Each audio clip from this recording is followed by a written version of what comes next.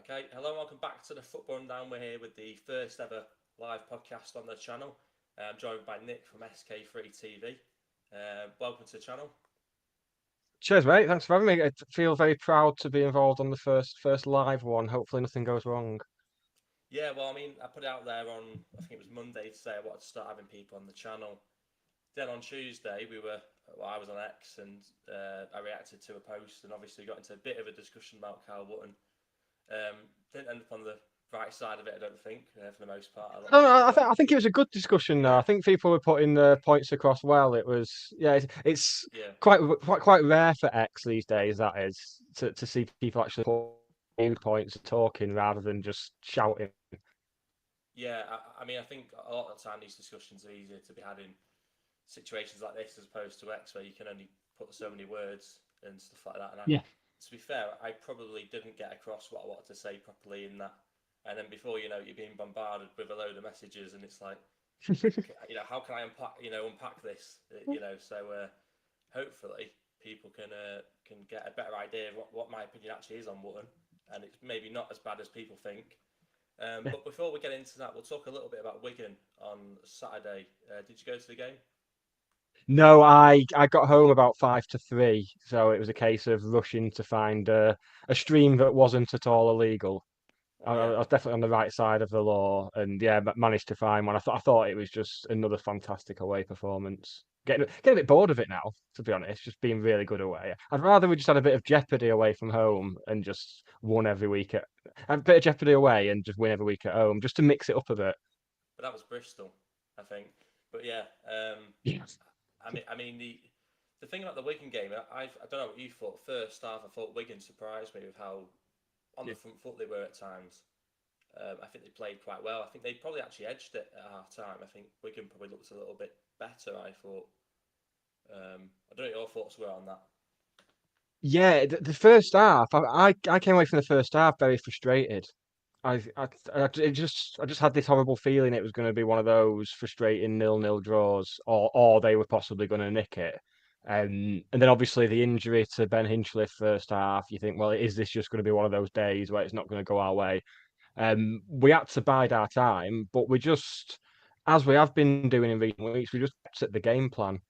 We didn't Yeah, panic as we have done in the past, which is something we might get onto in the Wootton discussion as well. yeah, Actually, yeah. we just we knew what we were going to do. We kept doing it, and we got our reward in the end. And we were good value from it. I didn't see any Wigan fans saying they should have got something from the game, which says it all really.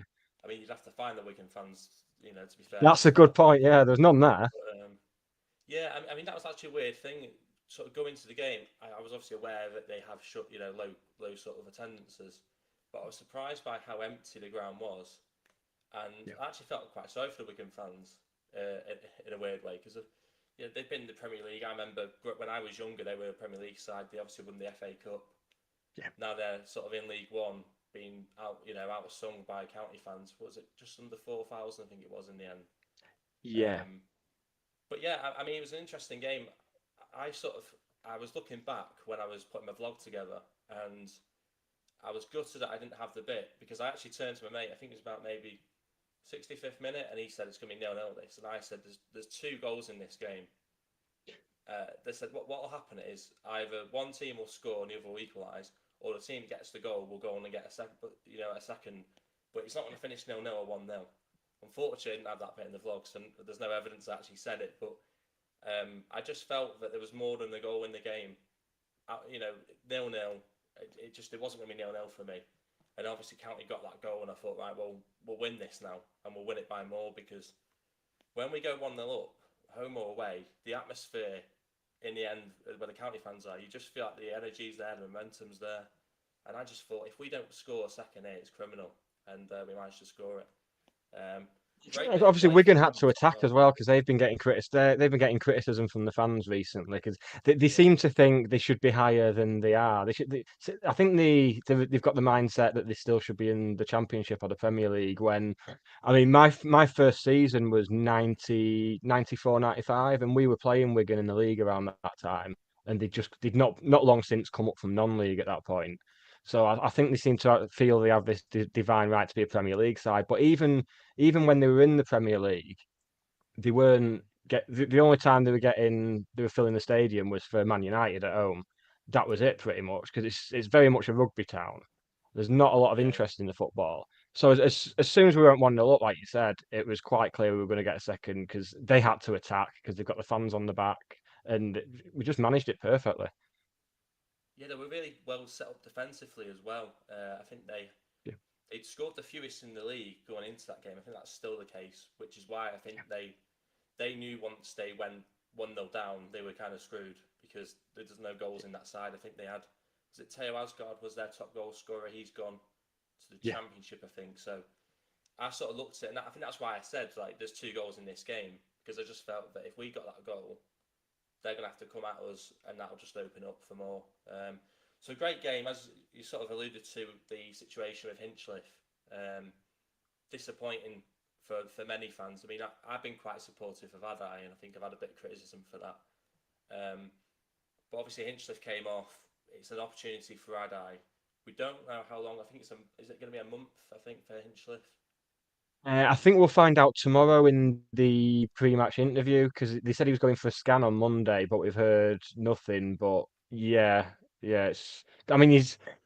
I feel sorry for him because he's lost his place twice, and neither of them were really of his own making. I didn't think he should have lost his place at the start of the season after how he performed last year. Yeah, Um, I mean, it was a surprising one in the summer. I remember seeing it. We'd sign a goalkeeper, and I thought straight away. I was surprised that we did it, but I thought straight away we've got to come in to be the number one then, because you don't sign a goalkeeper that's just gone up from League Two himself with Crawley to sit on the bench. And obviously, he did start the first couple of games, had a couple of mistakes in him. Then it was the 5-0, wasn't it, against Wickham? It sort of sealed. Then there is time he's yeah, got one goalkeeper. But I was quite supportive of him because my view was, he's been brought in. He's going to take him time to settle in. A lot of the criticism of ADDAI was that he didn't have command of his defence, but that takes time to build. That I think. Hang on a minute. Just had a comment come in. Just so you know, Rob, your audio sounds like you're in the next room. Hang on, I'm just sounds all right to me. gonna fix this. Bear with us. Hang on a minute. You don't get this on Sky, right? How does that sound? Does that sound better or worse? You've gone up there, so that sounds good to me. Yeah, I've got rubbish headphones in, so that's probably not helping. When you asked if I could hear you loud and clear, you just Yeah. sounded normal before. But yeah, All the right. Well, viewers will know better. yeah. Cheer. Okay. There we go, Adam. Cheers for that comment. Yeah. Sorted. Chris Crowfer's come in and said hello, lads. I think I've said that correctly. Audio sounds decent. Okay. Well, that's all good. Where was I at now? I was talking about ADDAI. Yeah, Yes, you yeah, made a couple of the Wickham mistakes. game. Yeah, Yeah, I mean, I was there for that game. It was terrible. yeah, it's And then horrible. Yeah, literally the next game, Hinchliffe came in, we won 5-0. But I think a lot of that was down to the system because I think when ADDAI's come back in since for the cup games, he's looked a lot better. Apart from that Connolly mistake, the own goal was it Brackley, oh gosh, yeah, I which blanked that out to be honest. whose fault was that again? For me, it was Connolly's, but some people say I don't ADDAI's. know because I've only seen it once. I saw it in the ground, and I've not watched it since because I have absolutely no desire to. I think he did have it fizzed at him from about 50 yards, but at the same time, the It ball's seemed to traveling bobble as 50 well. yards. You've got time. Yeah, it was a very strange one. Yeah, Like, yeah, very, very odd. I felt a lot of the criticism that I got at the start of the season was because we brought him in to play out from the back, but we were doing nothing but play out from the back. And then as soon as Ben came in for that Bolton game, he was given license to mix it up and go long if need be. And yeah. ADDAI's clearly been watching him and learned from him because he looks a lot better in the cup games. And then on Saturday, he more than took his chance when he came on for that hour or so. I mean, when ADDAI was in at the beginning of the season, actually it was the first game of the season against Cambridge, and it kind of includes Wootton in this. When he plays it long, I think he's actually better than Hinchliffe playing it long. I think he's actually Yeah, better with kicking the ball because that first 5 minutes, it was when Barry got that goal, wasn't it? ADDAI sort of kicked it long, Wootton's headed it yeah, on right into the pathway to Barry, and that was our first goal in League One in 15 years. So I think it's going to be interesting when ADDAI sort of gets his opportunity now. Obviously, we want Hinchcliffe to be back and available as soon as possible as well. But I think it's not a bad option to have ADDAI come in. And there were rumours that on deadline day he was going to go out maybe to MK Dons. Yeah. Thank God he didn't end up going. It's all I'd say. It would have been the wrong decision. I mean, yeah. I think even without Ben injured, I think Ben's always been at his best when he's had another goalkeeper pushing him, when he knows he's not guaranteed his place, and I think that's really helped him this season. But as far as I can say, I'm as big a Ben fan as anyone, but it's ADDAI's shirt to lose now.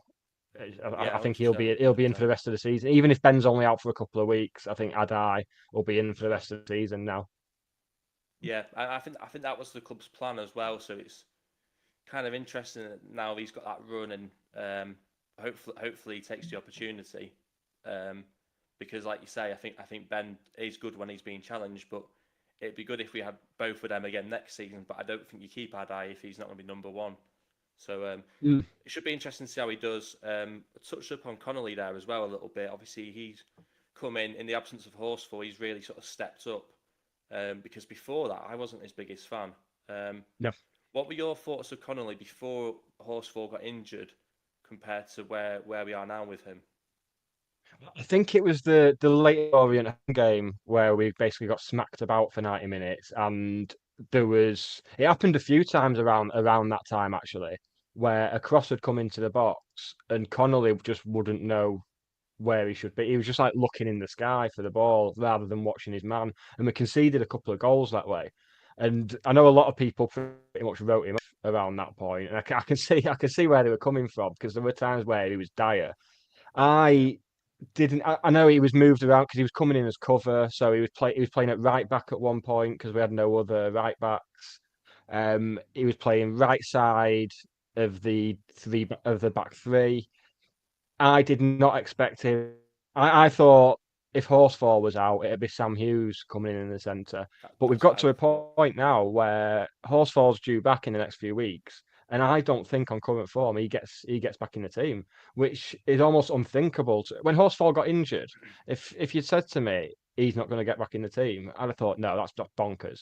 But Connolly, I mean, he's just won Player of the Month, like voted for by the fans as well. It's such a great turnaround for him. He's been absolutely solid. Yeah, and now we've got Brad Hills as well, who's coming on loan from Norwich. He kind of came in on deadline day, and I thought there's maybe like another sort of Reece Bennett. He might play the odd game and then just sort of leave the club under a bit of a cloud, really. But he started the first two games, and he looked really solid. And I know he got dropped on Saturday, but he's looked really good as well. So when you look at it, I think you're right with Horsfall. It's going to be difficult. And also as well, Chalmers spoke about players taking your opportunity. And I think he's taken his opportunity, hasn't he, Connolly? So I don't see him bringing Horsfall straight back in. But my concern about Connolly is when he goes back to playing right centre-half as opposed to in the middle, we might see the same Connolly that we saw before. And we might be in a situation where with Horsfall and Connolly where I don't think Horsfall would suit playing as a wide centre-back either. We've almost got two brilliant central defenders in a back three, but actually out wide you can't actually play both of them together maybe. And that's going to be interesting to see how Chalmers sort of manages that when Horsfall does come back. It's going to be extra interesting as well because Horsfall is one of a few big names that are out of contract in the summer. Horsfall, Camps, Collar, Salvam Hales, they're all out of contract in the summer, which there could be some very interesting departures. I think, especially if we go up, I think it'll be. Yeah. I think people will be surprised by some of the players that leave. But I think that's happened the last couple of summers, hasn't it? We've seen some big players leave, and they always manage to find a way to sort of keep going. I mean, I'm a massive fan of Madden, and I've said all season that we've not replaced him, and I still feel, and I suppose probably that'll come into the Wootton discussion in a bit. But yeah, we've managed to find a way even without Wootton and Sarcevic. Chris Crowfoot said Ben will help ADDAI too. Will help improve ADDAI too. I agree with that. And also, I can't pronounce that name. But anyway, we're really lucky to have two keepers that can perform well at this level. So I agree with both of those comments. Absolutely. Yeah, I mean, you were talking about players that may move on. There's no structure to this, by the way. It's just kind of. Oh no! Wait! I'm used to no structure. Don't worry. That's kind of brought me on to what I want to talk about in terms of I'm looking at it now, and I suppose being in the ground sort of away on Saturday, it made me think promotion might actually be a genuine thing that could happen. Because I think we probably will finish in the playoffs now. We can't be complacent. We still want to keep winning games, but I can't see us losing over the course of 2 games in the semi-final. And I think this time at Wembley, I think it'd be different. I think we've got players now in sort of Norwood, Moxon who's done it. We've got players. Our own players have been there now and stepped up and had that experience. So Yeah. I can't see us losing the final either. So I think there's a genuine possibility that we actually go up to Championship next season. And I suppose the question is, how many changes the county actually need to make if they are in the Championship next season to actually stay in it? Is that? I mean, we've obviously had the jump. The jump from National League to League Two wasn't as big as we thought, and the jump. This seems to be a really poor League One this season. Not taking anything away from how good we've been, because we've been very, very good at times. And I mean, a lot of fans of other clubs have said we've been the best team that have visited them, or best team they've played, and everything. That doesn't. That's not a coincidence. That doesn't happen by accident. We are a good side at this level. But the jump to the Championship, I mean, especially financially, it's all well and good as having a wealthy Yeah, owner, but now we're going down a more, I mean, not sustainable because still losing lots of money, but we're trying to go down the route of developing younger players and selling them on, and we might have to move away from that in the Championship because there's some clubs with, I mean, you've got clubs with parachute payments there who can spend. You think Birmingham have spent big this season? That's nothing compared yeah. to what some. So you would expect like I mean, we've got used to a big turnover pretty much every summer, like ins and outs. But I think if we go up this season, then it'll be a massive summer in terms of transfers. I think. I think it's one of those where I think if we don't go up, there's 2 players I can almost immediately say we'll lose, and that's Lewis Spate and Ethan Pye. I think Yes. if we go up, I think we've got a chance of keeping hold of those players.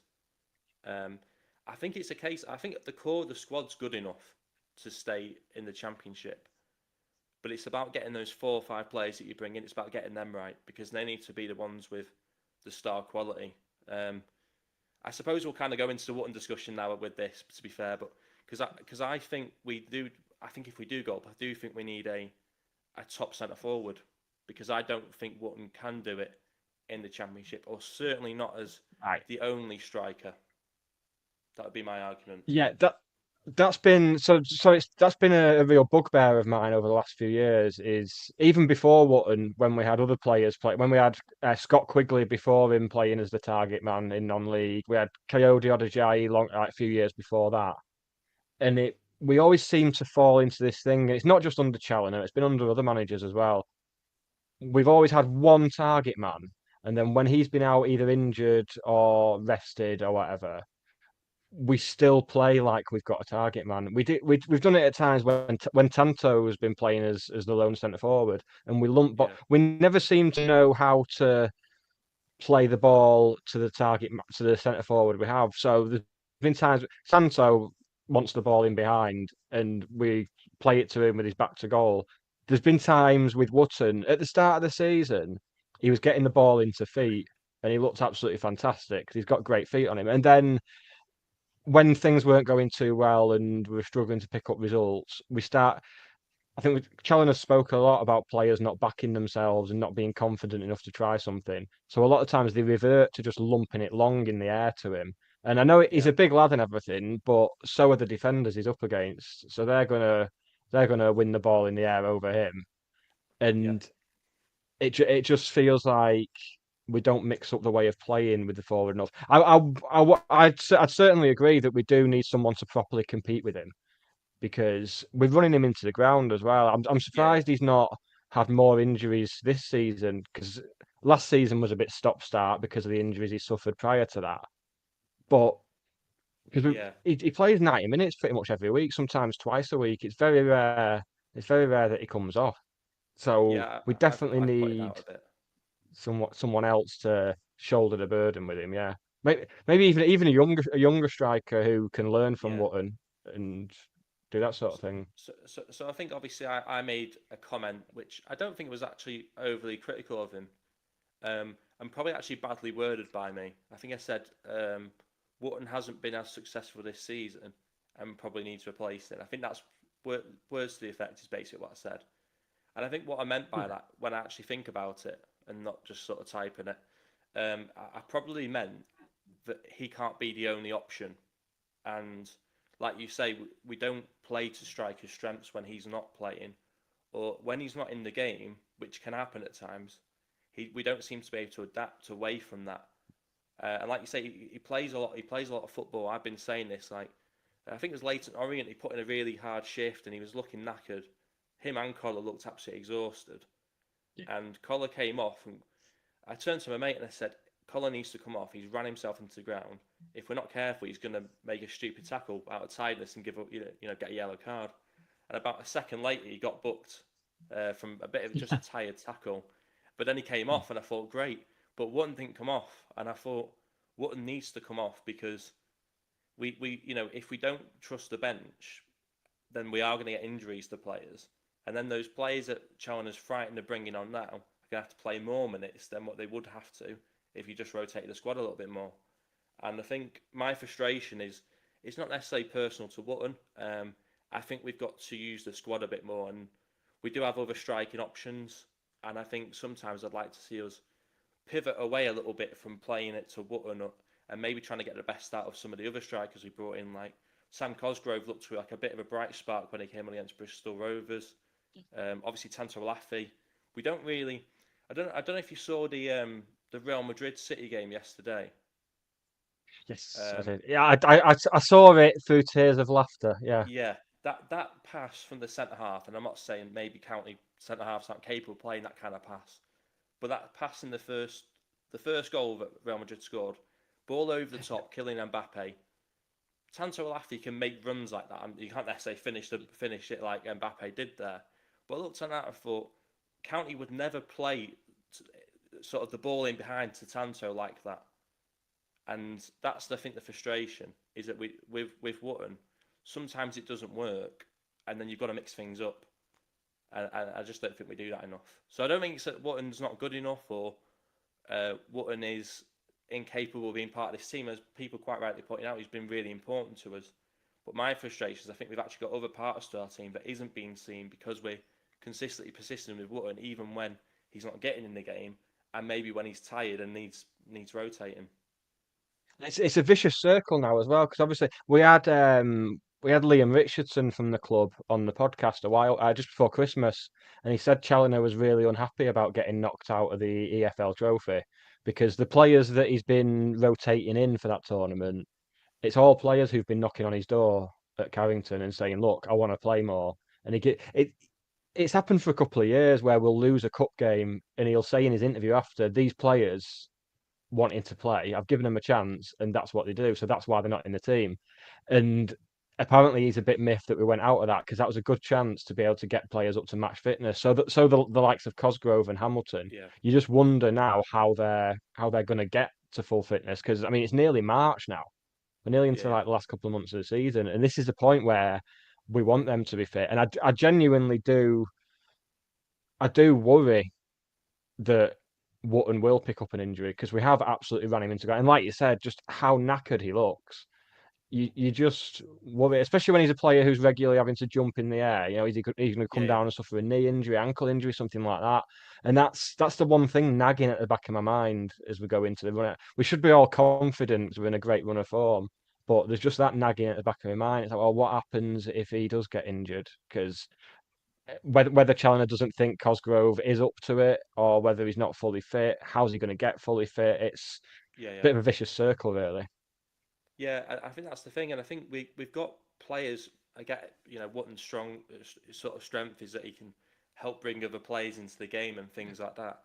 But I think we could just as easily change the team up in a way where we've got midfielders that can do that role. I think at times, and if you do change and you bring on a Benoni, Brecky Anderson, or you bring in a Cosgrove, we can change up and add a sort of extra dynamic to the team that we're not using at the moment, which I think is a frustration.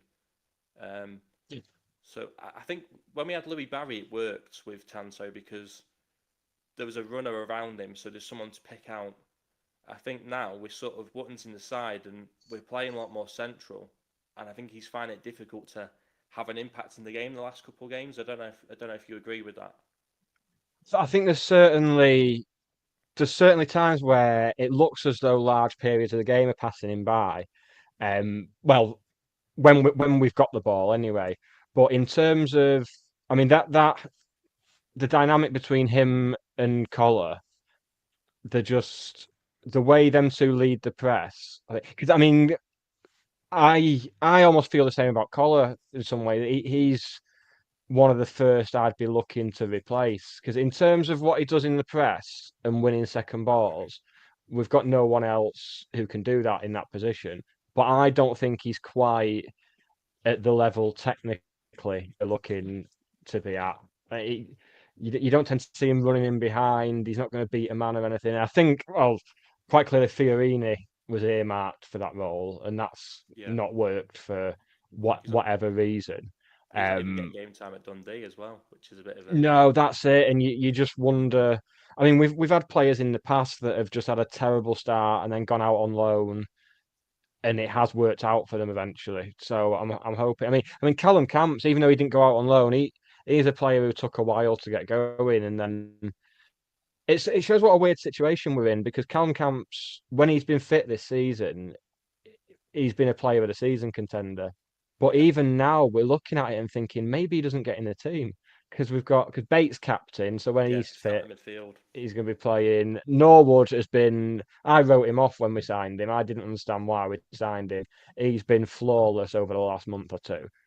Yeah, And you should, Callum Camps to be one of our, being one of our top players for the first half of the season. And now it's quite possible that he might leave on a free in the summer because he's not getting game time. It's absolutely bonkers. it's a weird one with County because like you said, we've sort of brought in players. I've been quite critical of the business that County have done over the last sort of 6 months. I look at the players that are coming in the summer. A lot of them, other than Lewis Spate, they've not really had any impacts in the team. A couple of them have Mm. left on loan in January as well, and then you've got players like Jay Mingy, which are just nowhere to be seen. And I actually liked Jay Mingy when I saw him Yeah, play, so I'm a bit surprised how wrong in some ways it's. I mean, this team we got to League One, and we're actually using the players that we had already have been the players that have stepped up as opposed to the players we brought in. yeah. And I think There's been that's sort of several players in this run that were with us in yeah, non-league, that's what I'm saying. and Yeah, this, so yeah, I mean, it's just I sort of question how in the Championship we'd have to sort of bring in another centre forward. I think possibly another centre back, someone that someone like sort of both sides of full back really. Um, because the problem with Southern Hales at right back is you don't know how often he's going to be available to play. yeah. Um, Ibi Tore's been on a really strong player the last 2 seasons at left back, but Championship might be a little bit too much of a step up for him. And Certainly he's is. more of your classic left back as well, Yeah, Torre. He's not going to be getting up and down like Salvin Hales or Noyle do on the right.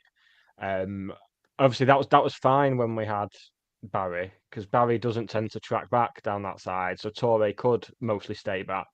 But now we don't really have the width on that side. You do want your left back to be bombing forward, and that's not really. I mean, I think Torre got the highest number of assists last season. yeah. But he's not a player who's going to be beating a man and putting a cross in. It normally tends to be crosses from deep. So yeah, I wouldn't be surprised if we saw someone else come in there in the summer because Rydell seems to be whether he's out of favour or still not fully fit. I don't I know. 'Cause think I like Rydell as well. I think Rydell he's good for a certain type of game. He's good for a game I Mm, think when you're dominant and you're going to be pushing up and you've got a yeah, higher line and you can almost let him attack. I yeah, think he's scared to sort of. I think after the injury he got, I think he's scared to almost put himself in that kind of position again, which yeah. I think would be understandable. So I think he kind of came back in, didn't he? And he's been sort of back on the bench or not even on the bench at times of late. So I'm Yeah, there not was sure what the talk of plan him is going with out on him. loan, but it doesn't seem doesn't. Yeah, Well, he can still go on loan to non-league, I suppose, because they've got another month before their window shuts. So yeah. maybe we'll see that happen. Yeah, we'll just quickly go through some of the comments a little bit to catch up on. Ian Dowden has said, "Can't wait to smash Man U next season in the league." Um, yeah, Don't know what to say to that. Having listened to most of the opposition managers' post-match interviews, all of them have said Wootton is one of the best centre forwards in the EFL. I'll go along with what they think. Yeah, don't listen to me. It's fine. Championship is a big jump. Is County financially ready for that? I mean, I think to be fair, we've not spent a lot to get here in a lot of ways. I know that sounds crazy, but I mean, when you look at Wrexham and what they've spent to get to where they are, a lot of our business has been done on free transfers. I think if we did go up, we'd see more investment come in as well, because Stott's been quite open about not. I think it was at one of the fans forum. The chairman mentioned that Stott can't really foot the bill for the Edgeley Park improvements that are needed. So Yeah, I wouldn't be surprised to see extra invest. Because I mean, even Wrexham. I mean, Wrexham's income is far higher than ours because they've got global sponsors. They've got United Airlines. They've got TikTok there. They've got the documentary money. They're raking it in compared to us. But even they've got investors on board now to help shoulder some of the financial burden. So I think that's what we've seen. But I don't think there's. I don't even think it's necessarily a case of being financially ready, because if you look at some of the clubs who do stay in that league, I mean, look at what Luton did. They're no bigger a club than us. I don't think they had a richer owner than Mark Stott or anything. They got to the Premier League and took the money and went back down. So I think I think we'd certainly be candidates to stay up. I don't think it'd be a case of we'd come straight down, but we'd have to, I think some people would have to get used to not winning every week. Put it that way. yeah. I mean, that's the interesting thing. I mean, obviously, I'm someone who's started watching County more recently over the last sort of Mm. what is it 4 or 5 years, I'd say. Yeah.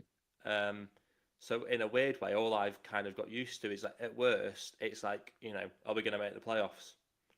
So I think you're right. I think it'd be very interesting to see sort of get used to losing more than winning. But yeah, I think we'd be able to compete. It's all about how well you bring in the players that come in. How well are those players that you bring in. You don't necessarily have to spend a load of money. I think Bournemouth are a good example of a team that's sort of gone up the leagues. They could be in the Champions League next season. They didn't spend loads and loads of money to get to the Premier League, and obviously they've managed to be in the Premier League for so many years, and then they've managed to sort of be able to spend more money going forward. But they're a similar sized club, are they not? Before they went into the Premier League, certainly the My ground. first ever county game was against Bournemouth in League One. Yeah. Yeah, I mean, there's a lot of clubs we played.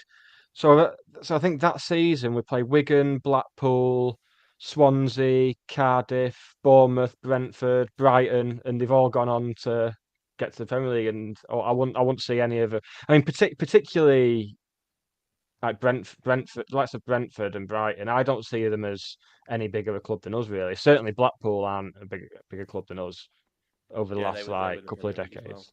And so, yeah, there's no reason why we couldn't do it. Yeah, just have a quick look at the comments. Chris Grover said we rely on Wootton. I think this is probably going back to when we were talking about Wootton. We rely on Wootton a lot.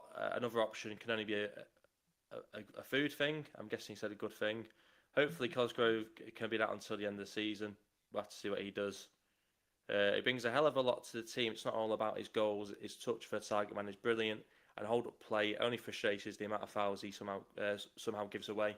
Well, I think that's kind of got less and less as well.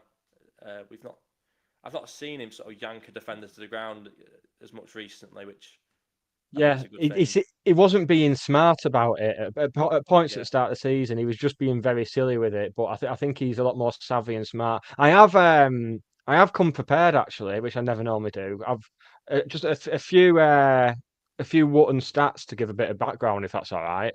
yeah, that's fine. So in terms of League One, he's joint third for assists with 6, but his expected assists. I know XG and expected assist isn't the be all and end all, but in conjunction with other stuff, you can read more into it. So his expected assist is only 1.6, which suggests that he's basically creating goals that he has no business creating. Yeah, 7 goals in total in the league. His XG though is 10.5, so that there are chances he's missed, but Yeah, that's why he's playing in League One. But he's only 3.5 goals below his XG, so it's not like he's missing countless clear-cut chances. yeah, yeah, Uh, in terms of chances created, he's 27th in the league, just over one chance created a game, which doesn't sound like much. But then you look at the other players who've got similar or better numbers. There's not a single one of them who's a centre forward.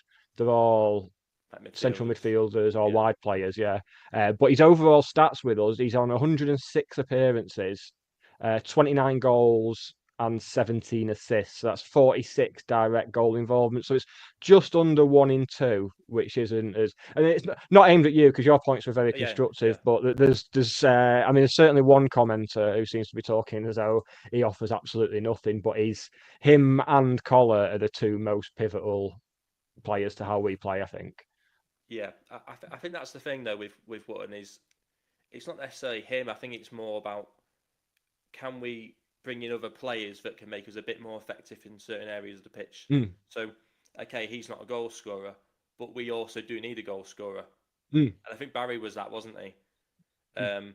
Because when you look at it, I think the XG, I think Tottenham has us at top of the league on the XG. So I think Wootton is fine if you've got goal scorers in the team as well. So like last season we had like Barry, until the October period. Madden could score goals. We also had more goals spread throughout the team, so it felt a lot Yeah. more like we were capable of scoring in games. This season, I mean, we're in a great position, but I don't think the football was as good. Um, I certainly don't have as much confidence in games like Saturday, where it can be a bit tight. I can't see County like last season. We had a couple of games where we won quite comfortably. The 8-0 over Sutton, the 5-0 over MK Dons, the 3-0 over Forest Green Rovers, which it felt like more when you were at the game. It was only 3-0. We had that ability to sort of put a lot of goals past teams, which I don't think we've really got behind us this season. No, I mean, you mentioned the goal scorers last season as well. I mean, yeah, I think Madden was top scorer with 23 or 24 or something. I think Tanto got 20 as well. Yeah, Uh, but he was played central last season as part of a front two most of the time. This season, well, he barely played in the first half because he was injured. He was getting the odd yeah, cup game here and there.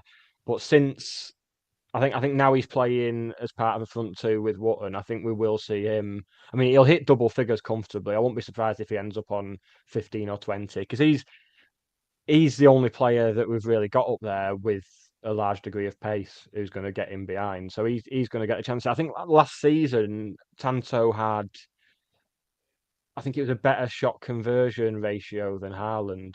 I mean, obviously playing different levels and yeah. stuff, Put it into but for context, yeah, he was putting most of the chances he was getting away in comparison to the striker. So I still think there's a lot to see from him. yeah. I'm quite excited for Jaden Fevrier to come back as well from injury because Yeah. he looks like a player that he's got. We've not seen enough of him. He obviously got injured quite early on as well, but he looks like he's got something about him. He looks like he's got a bit more of an edge than Diamond as well to him. So when he takes players on, he looks a bit more. You feel a lot more convinced he's actually going to be able to take the player on successfully, and he Yes. seems to have a bit more. Once he gets past the player, like I remember, okay, we're going back to the first game of the season again, but that cross for Wootton, Yeah. I thought he'd gone. He kept like sort of coming back and then going forward again with it. I thought he'd gone one too many with the cutbacks, and then he got the cross eventually for Wootton. That was a good moment. I think he's had a couple of other good moments where he's looked like he can get in good positions, and I'm not sure what his sort of end product's like. If we can work on that a little bit more, then when you've got Wootton in the team, you've got Fevrier making runs forward, you've got Tanto making runs forward. I think that's then when we'll see Kyle Wootton at his absolute best, and the team will be scoring goals to back that up. Whereas I think at the moment, Wootton's probably doing his job, maybe, but we're not quite seeing it in the scoreline because we don't have those goal scorers. So I think that's maybe a good point as to why I'm sort of making the point I was about Wootton. I don't Um, think we particularly put good crosses in. I mean, if you look at a lot of the goals he scored, they have been from crosses into the box. But I, I mean, even.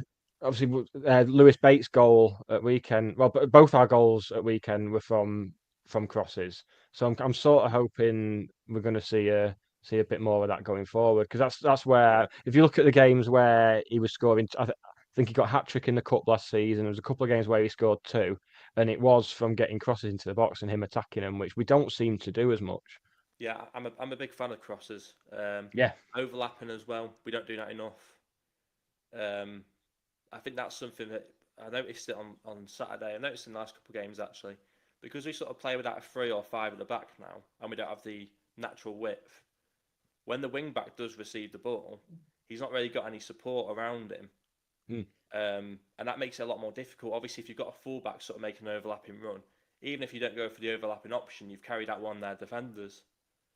Whereas I think at the moment it's a little bit like they get the ball and they've got 2 or 3 players in front of them to try and take on, or they just end up passing it back.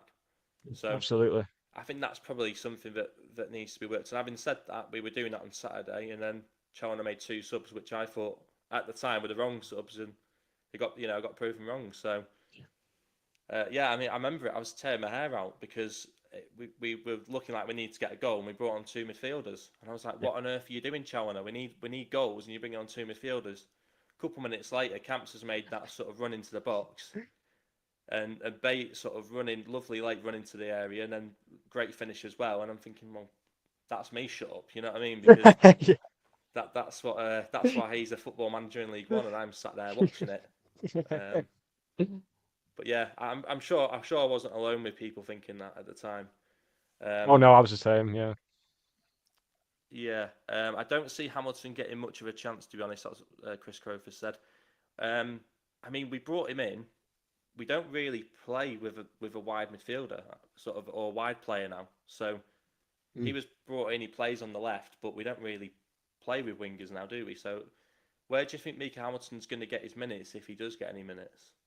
It was mentioned when he signed that he can also play as a 10.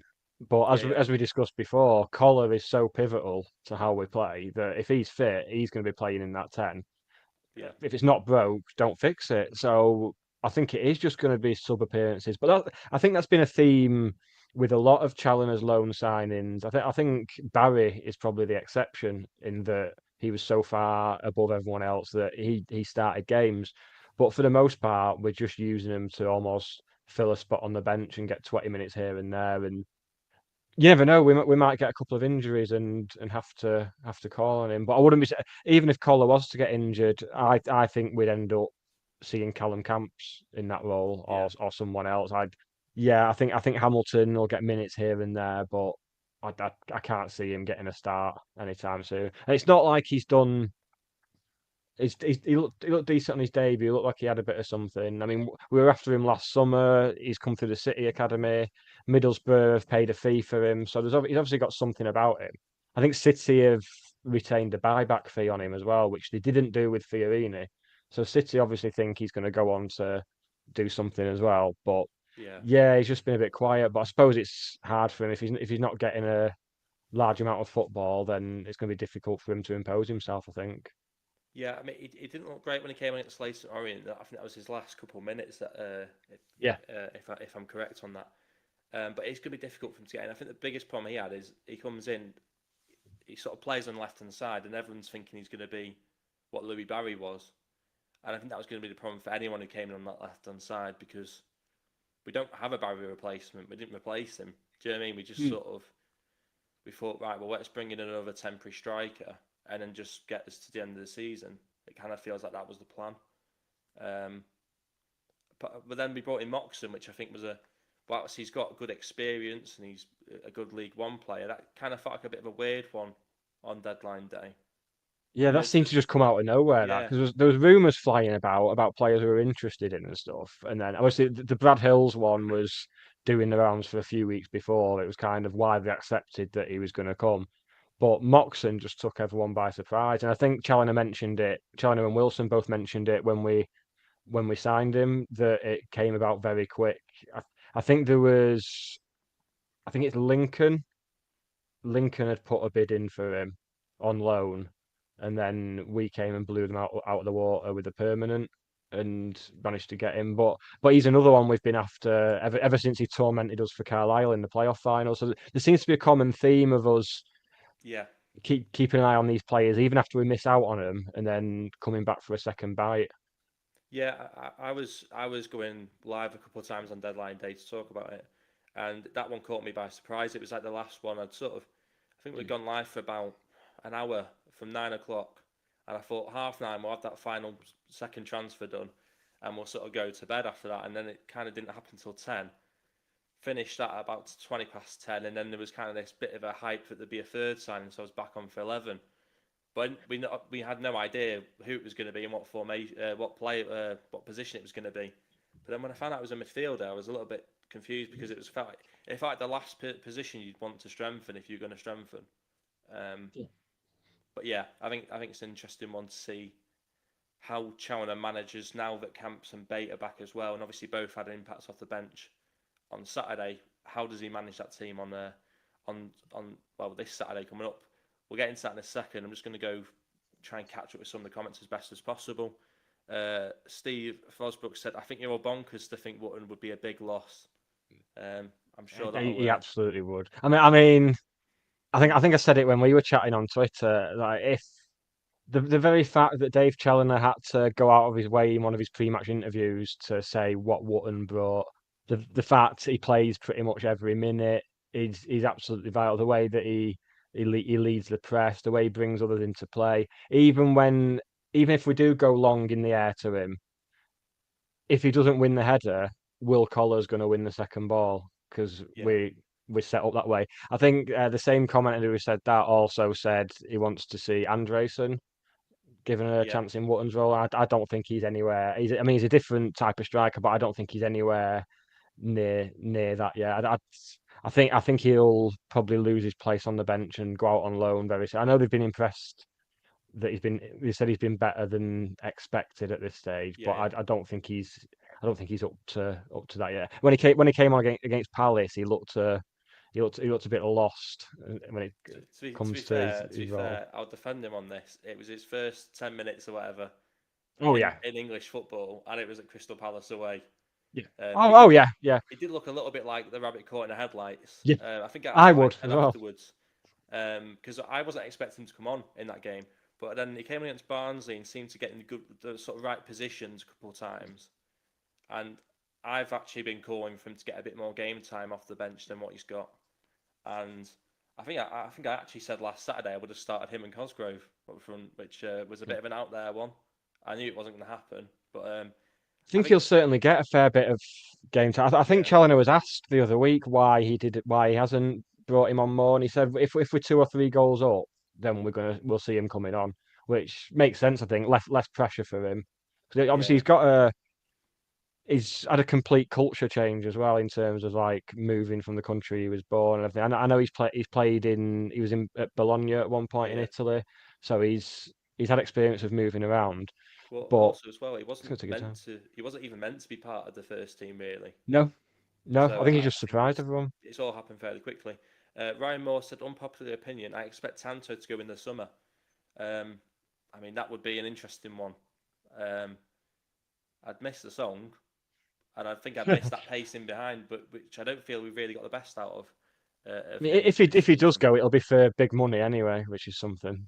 I hope so. Yeah, it's whether or He'll not be, he'll be Millwall. going off the back of being a proven League One striker. So Yeah, I think he's fantastic. I love him.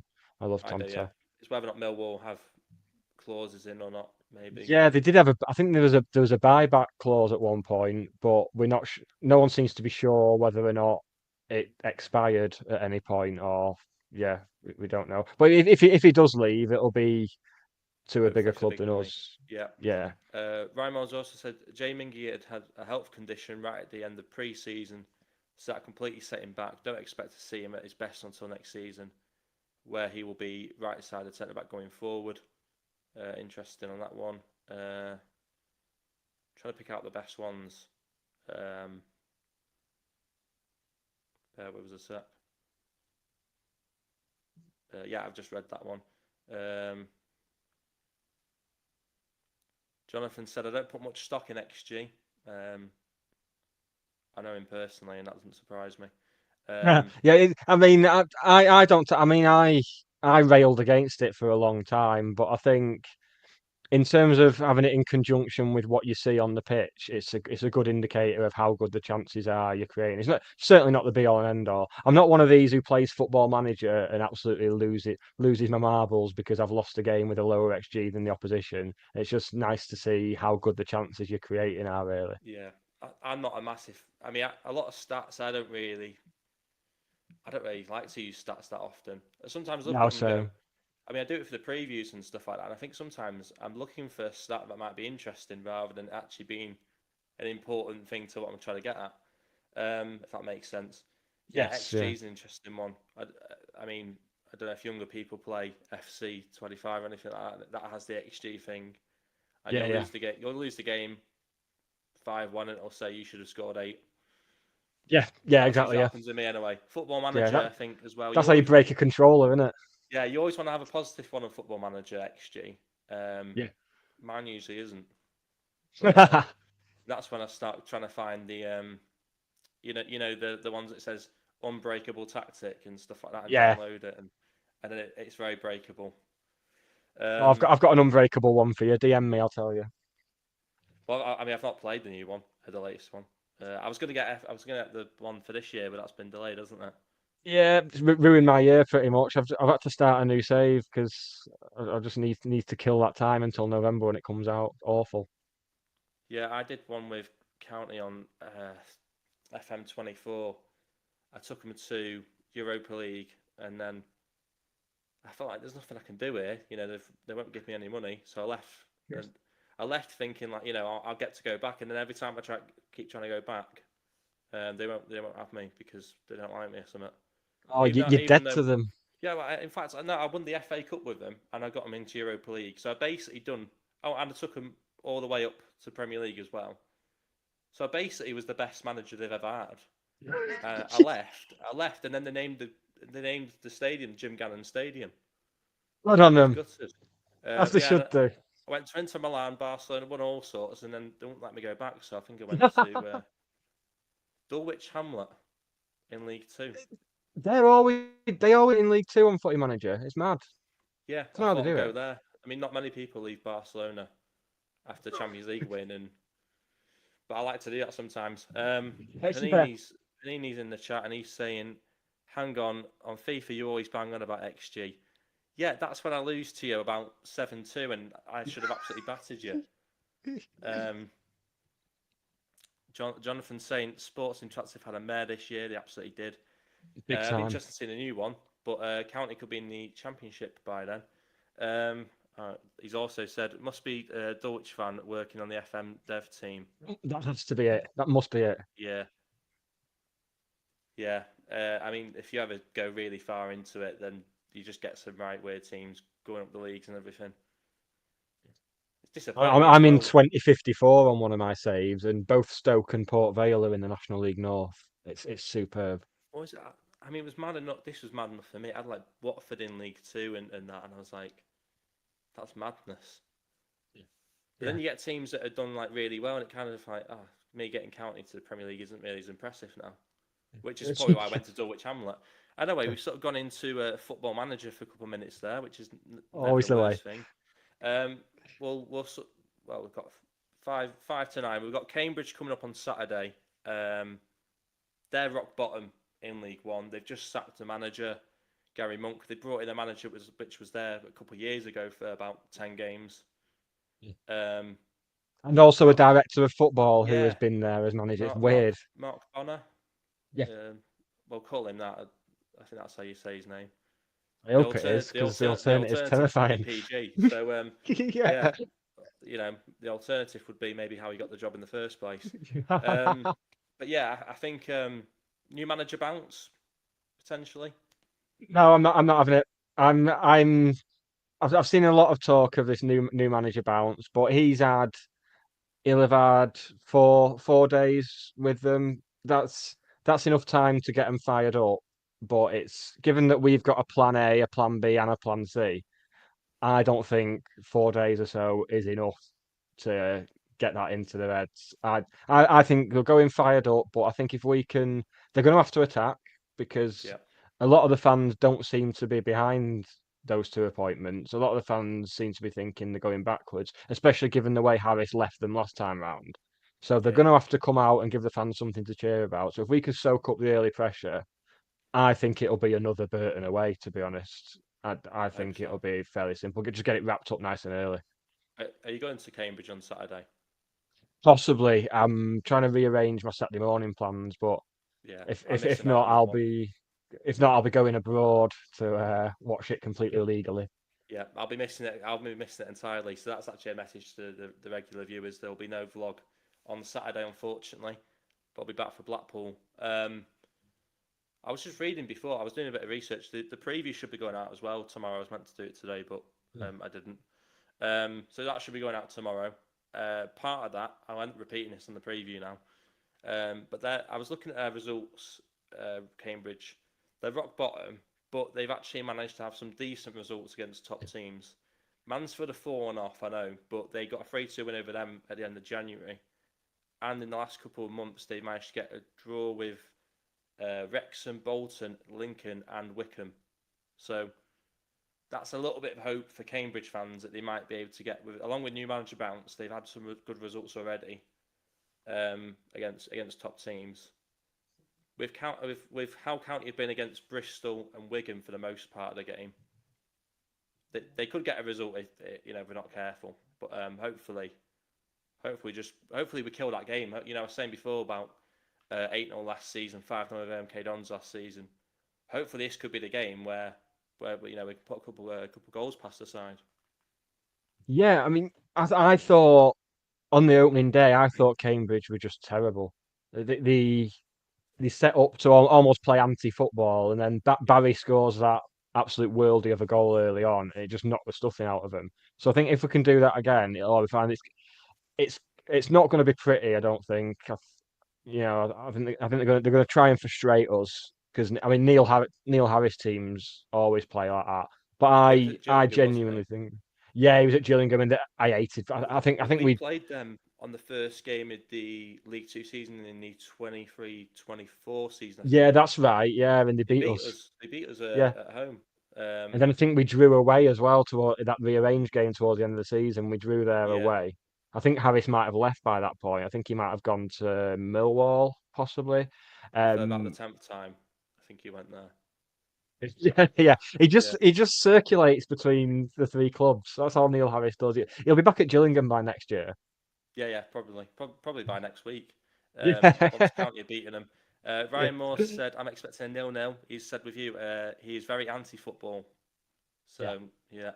And Ian Dowden has said we're due to smash some. Yeah, hopefully. Score prediction for that one? I'm gonna go 3-0 again. I just see it playing out the same way as Burton away. A team under pressure, needing to come out and attack to appease the fans, and just picking Yeah, them off on the counter. I think it'll be straightforward. But I get told off by Hannah from my podcast because I say stuff like that. yeah, I, yeah, I I said the other week, whisper it quietly, but we're going up automatically, and then we drew at Bristol Rovers. So I'm in a yeah, bad. She's had to go off on holiday to get away from me because yeah. I say stupid stuff like that.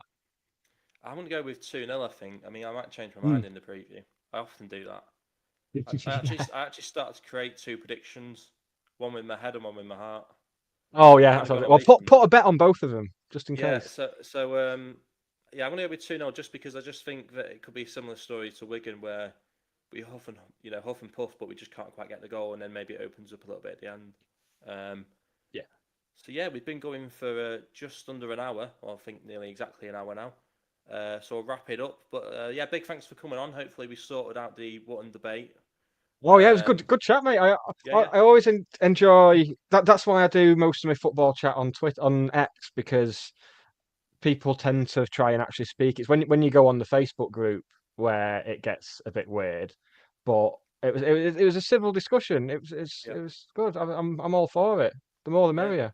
We've covered Wigan, Cambridge, a bit about a football manager, and we've had the Wootton debate, and also spoke about ADDAI as well. So we covered quite a couple of things in this first podcast.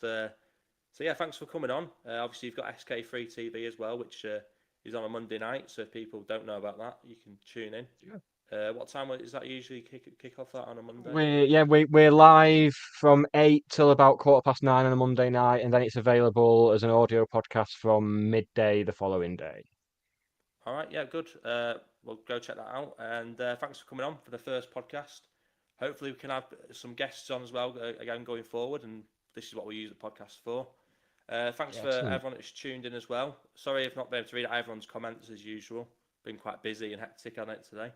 So thanks for coming on, and we'll hopefully see you guys in the next one. Cheers.